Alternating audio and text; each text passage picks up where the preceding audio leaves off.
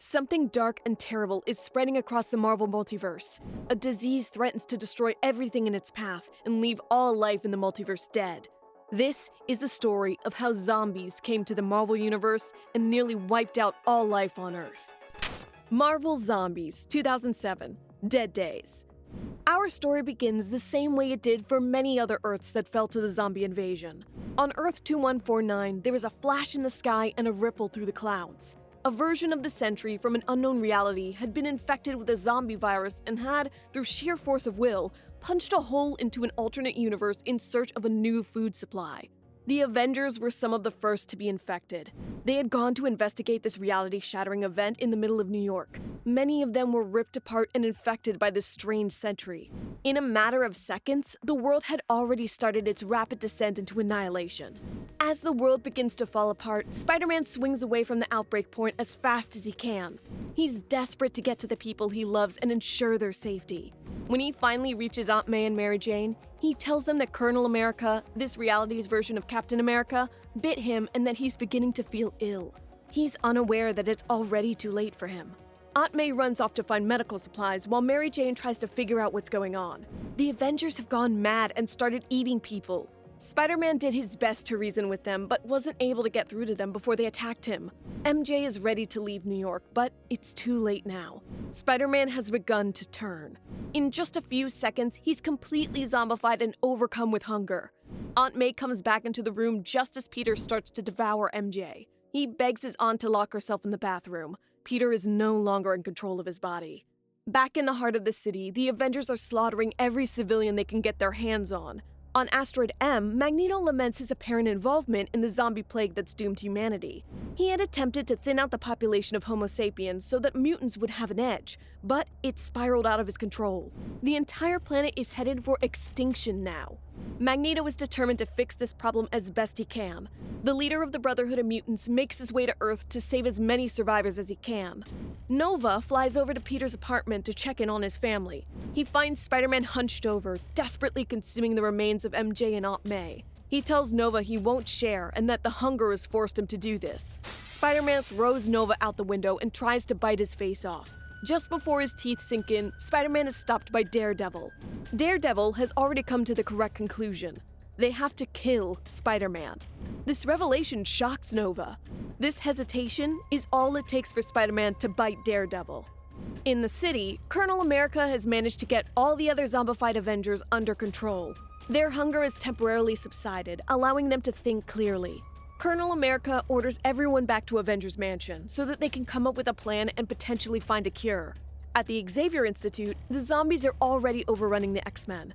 Professor X has already been eaten, and the remaining X-Men are close to losing, leaving the students inside defenseless. Suddenly, all the zombies have their brains bashed in by flying pieces of metal. Magneto appears and tells the X-Men that they must kill in order to survive. He asks the X-Men to help him save as many people as he can. Two surviving Avengers, Ant-Man and Black Panther, flee the scene. Black Panther hopes the infection hasn't reached his home of Wakanda yet.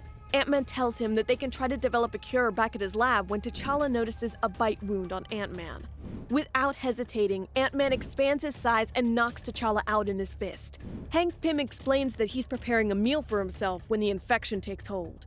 He's already done the calculations and knows that the supply of humans will run out in a matter of days. Ant-Man drags Black Panther's body down into a secret location. In the city, a full-scale war has erupted between the living heroes and the zombies.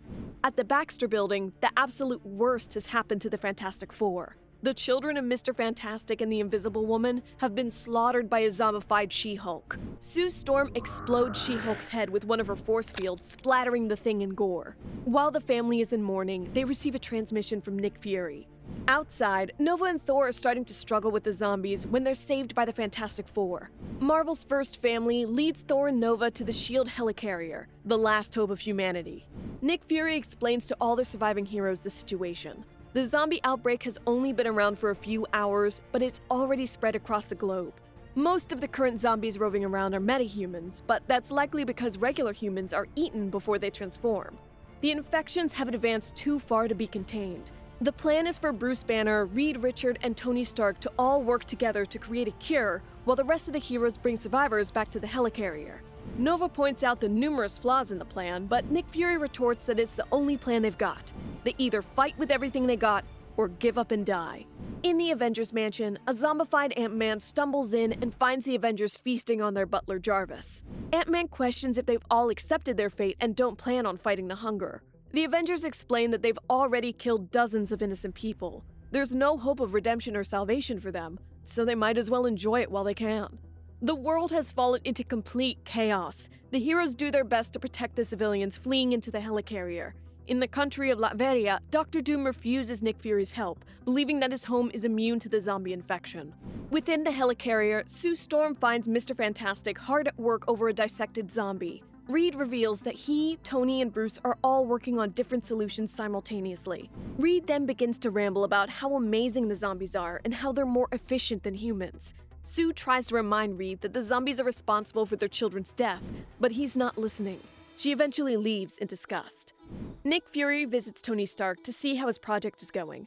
Tony explains that the world is already lost. Even if they were to cure the disease right now, it would take decades of rebuilding to get back to normal.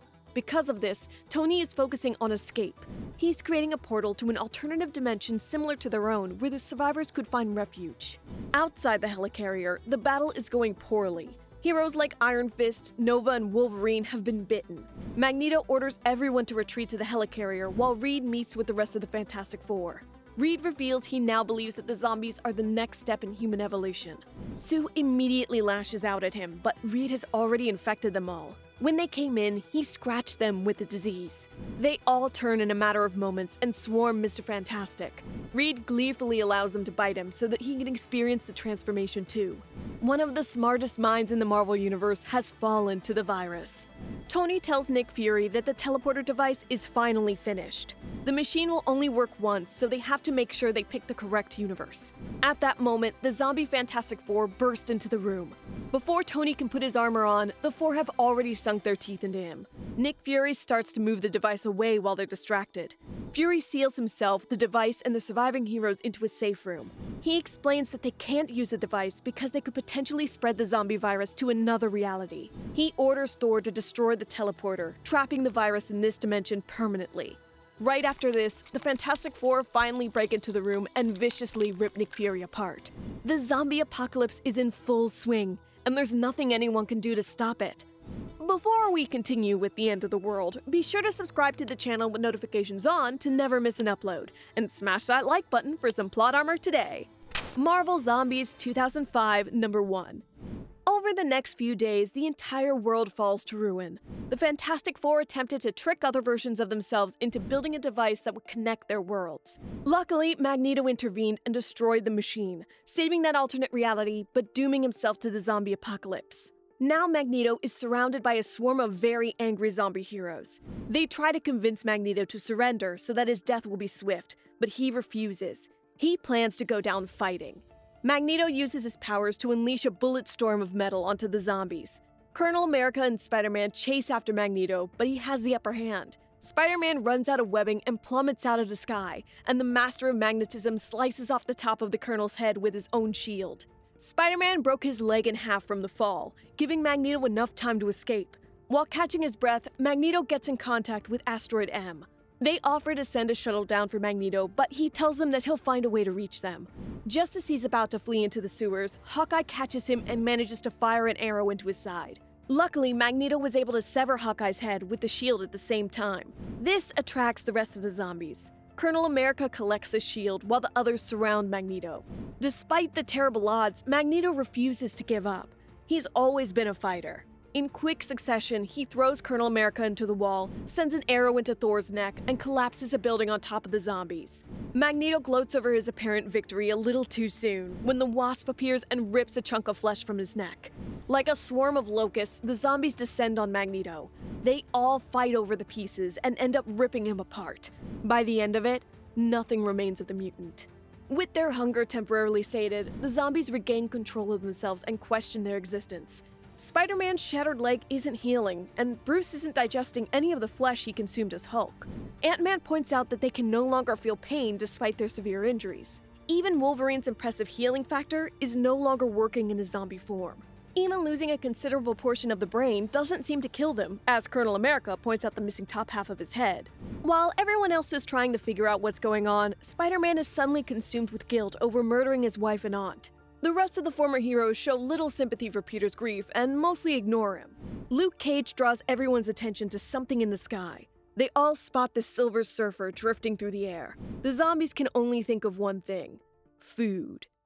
Marvel Zombies 2006, number 2. Before they can pounce on their new prey, the Surfer flies away at incredible speed.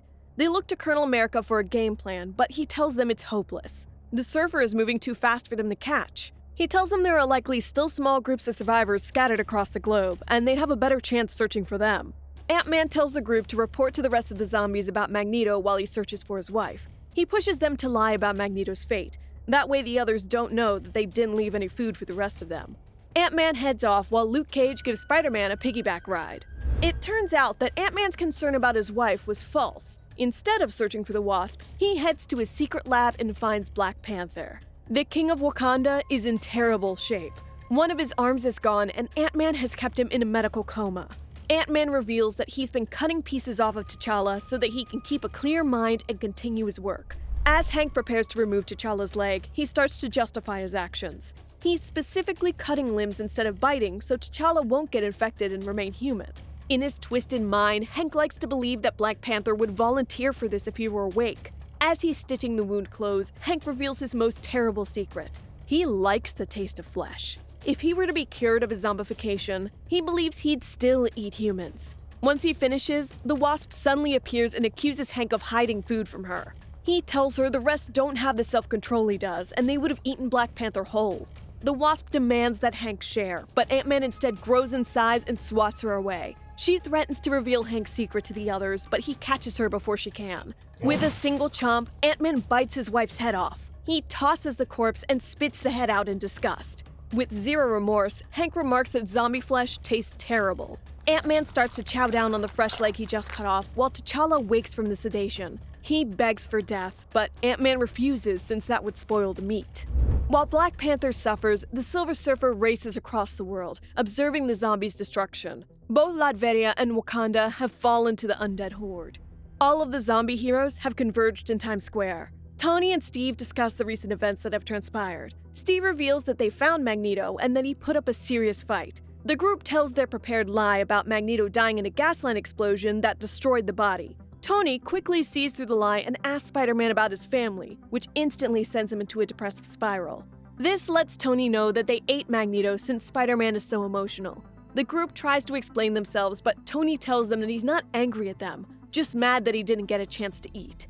Iron Man and Colonel America start discussing the inevitable that is about to happen soon. With so little food left in New York, the zombies will start to eat each other sooner or later. Cannibalism is the next level. This means that staying in a large group is going to be dangerous. Steve proposes that they split up and claim that it gives them a better chance of finding food. Iron Man has a different plan. He wants to leave with a small group and search the Midwest for any stragglers. Tony asks Steve about any secret presidential bunkers or hidden bases for Congress members since he used to be the president in the past. Before they can act on their plans, Tony spots the Silver Surfer floating in the sky. The Surfer tells them that he is a herald for the Great Galactus, and that their world has been chosen for his next meal. He tells them to prepare for the end, but no one seems to care. All they care about is their next meal. The hundreds of heroes who have gathered all rush the Surfer, mad with hunger. Marvel Zombies 2006, number 3. The battle between the Surfer and the undead is on, and the Cosmic Herald is dominating at the moment. The zombies do their best to swarm him and overpower the Surfer with their sheer numbers, but his cosmic beams cut through them like butter. Iron Man is sliced in half with a single shot, leaving him with just a torso. The Surfer tries to persuade them to give up and die with honor since Galactus has already sealed their fates. None of this gets through to them. Zombie Thor is the first to strike a real blow as he shatters his replacement hammer on the Surfer's face. This is enough to knock him off his board and into the waiting arms of the zombies below. The Surfer blows apart another wave of undead, but they keep coming. Luckily for the Surfer, the zombies' teeth break on his skin. Even Wolverine's adamantium claws aren't enough to cut through his impenetrable skin. Just as Wolverine removes his useless arm, Iron Man asks to be thrown into the fray, which Wolverine is happy to oblige, an undead fastball special. From a hidden alley, Ant-Man watches the conflict but decides to wait things out instead of risking his own life. On the sidelines, Spider-Man and Bruce lament the fact that they're useless in their current states. Spider-Man finally decides to give up on his legs and rips him off, while Banner transforms into the Hulk due to his hunger. The Hulk charges into the battle and snatches the Surfer right out of the zombie's arms. He's determined to eat the Surfer all by himself. Before he can, the Surfer unleashes a double blast of cosmic power into the Hulk's face. This allows him to escape and get back on his board. Before he can get far, the Hulk pounces on him, screaming at him with his melted face. Just like how Ant-Man decapitated the Wasp, the Hulk removes the Silver Surfer's head with a single bite. They both go tumbling to the ground, and the zombies go into a feeding frenzy. Ant-Man is nice enough to get Spider-Man and Iron Man to the body before it's all gone. The other zombies notice that the Surfer's head is still in the Hulk's mouth. One of them tries to fish it out, but the Hulk crushes him and rushes off to eat more of the Surfer. By the time he gets there, the body has already been completely consumed by a few of the heroes. The rest of the zombies start to get angry, but are quickly silenced by Colonel America's new cosmic blasts. It seems eating the Surfer gave them his powers too. With their new godlike powers, the heroes turn on their kind. Elsewhere in the city, Black Panther has managed to escape Hank's lab and has decided to take the Wasp's head with him. The Wasp tries to convince T'Challa to let her eat him, but he keeps her at arm's length. Their past friendship is the only reason why he even brought her along. T'Challa tries to rest, but is confronted by Magneto's former subordinates on Asteroid M. They question Black Panther on Magneto's whereabouts before realizing that he's not a zombie and one of the few surviving humans on Earth.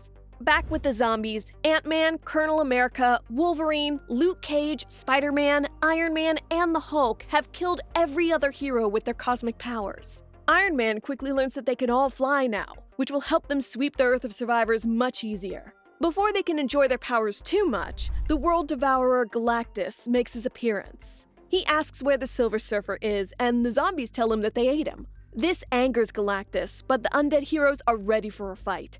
Their eyes may be bigger than their stomachs, though. Marvel Zombies 2006, number 4.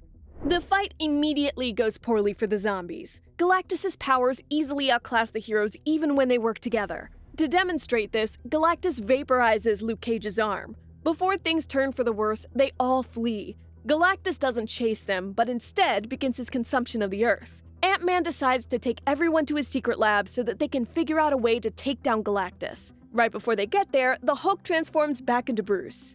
Once inside, Hank starts to come clean about keeping Black Panther as a food supply, but discovers that he's gone. Instead, he lies and tells them he's been keeping the Wasp's murder a secret. In another part of the city, Magneto's mutants continue to question Black Panther about Magneto. Some of them think it would be best just to kill T'Challa, but their current leader, Cortez, orders them to stand down.